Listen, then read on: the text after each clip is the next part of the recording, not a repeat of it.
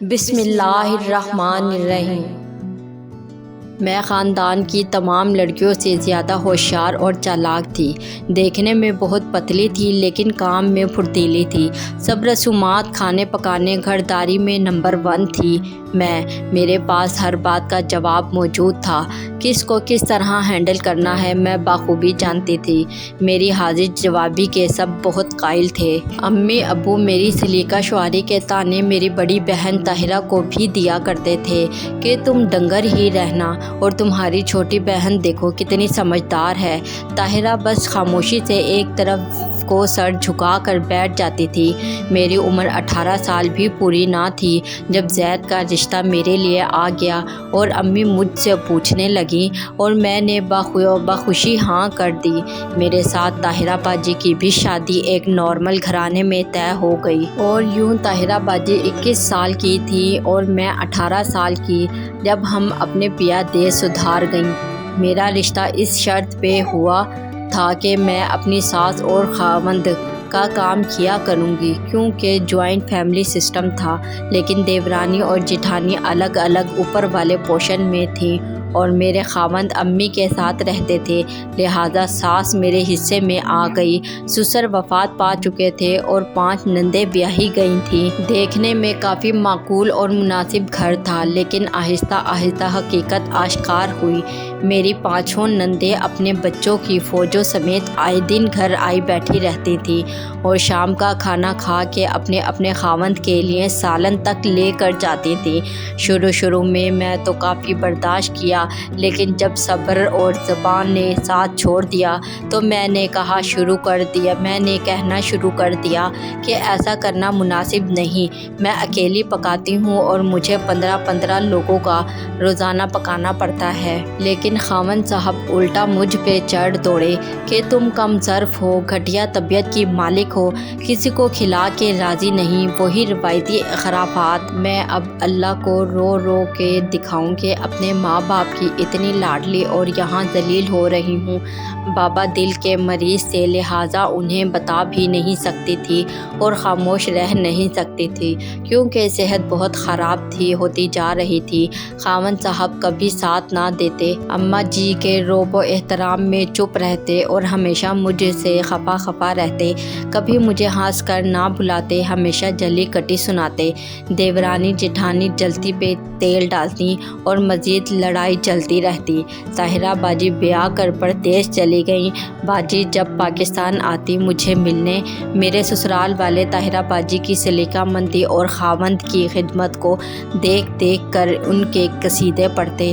اب مجھے طعنے ملتے تھے کہ دیکھو اپنی باجی کو کیسے غیروں کے گھر میں بھی اٹھ کے 6 بچے اپنے خاوند کو بیڈ ٹی دیتی ہیں، اور ایک تم ہو جسے ہوش نہیں ہوتا جلدی اٹھنے کا۔ اب میں سوچتی تھی شادی سے پہلے طاہرہ باجی کے دل پہ کیا گزرتی ہوگی جب اسے سگے والدین طعنے دیتے تھے۔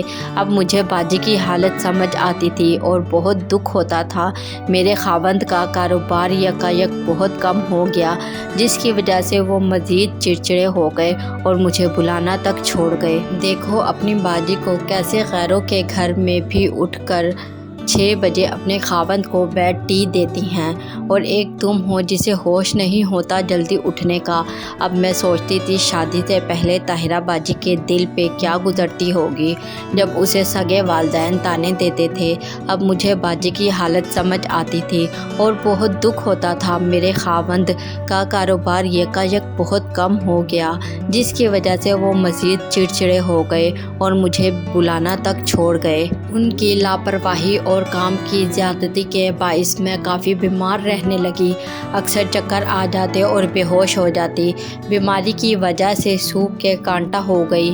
ایک دن حسب معمول میں کچن میں کھانا بنا رہی تھی اور نند کے بچوں کو اسکول تیار کر کے بھیج رہی تھی، جب میری اماں اچانک میرے گھر ملنے آ گئی۔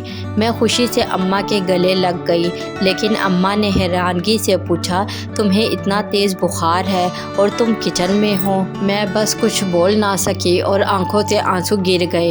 اماں نے میرا بازو پکڑا اور میری ساس سے خوب لڑائی کی۔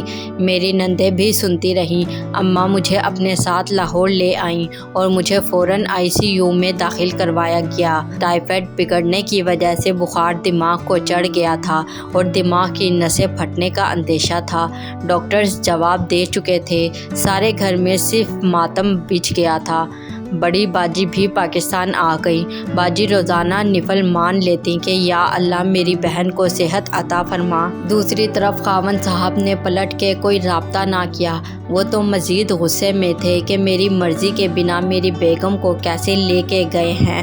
دن گزرتے گئے، حالات بہتر ہو گئے اور میں ایک بار ہوش میں آ گئی۔ اب میری اماں نے میرے خاوند کو فون کیا اور سارا حال احوال بتایا تو وہ الٹا میری امی پہ چڑھ دوڑے کہ ایک تو آپ کی بیٹی کام چور تھی، دوسرا آئے دن بیماری کا بہانہ لگائے رہتی تھی۔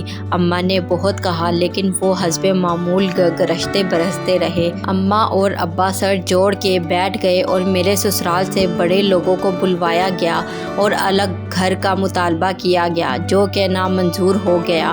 مجھے اس وقت بہت تکلیف ہوئی جب میرے خاوند نے میرا حال تک نہ پوچھا اور الٹا حسب معمول اپنے کاروبار کا رونا روتے رہے۔ اماں سخت غصے میں تھیں کہ میری بیٹی مر جاتی، تم لوگوں کا کیا جاتا، تم تو نئی بیگم لے آتے اور ہم دوسری بیٹی کہاں سے لاتے۔ میرے خاوند نے نئی چال چلی اور طلاق کی دھمکی دی۔ میرے ابا فوراً کھڑے ہو گئے اور کہنے لگے ابھی طلاق دو فوراً، تمہیں بیٹی دی تھی، بیچی نہیں تھی۔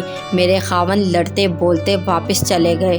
اب جیسے ہی میرے خاوند اپنے گھر پہنچے تو میری ساس اور نندیں کہنے لگی دفع کرو اس بیمارن کو، نہ کام کی نہ کاج کی، 24 گھنٹے بیمار، تم اسے طلاق دے دو اور ہم تمہارے لیے اس سے بھی اچھی اور خوبصورت بیوی لائیں گے۔ خاوند صاحب خود بتاتے ہیں کہ میرا دماغ یکایک پھٹنے کو آ گیا کہ یہ سب لوگ چاہتے ہی نہیں کہ میرا گھر بسے، بس ان کو میرے کام اور خدمتوں کی غرض ہے۔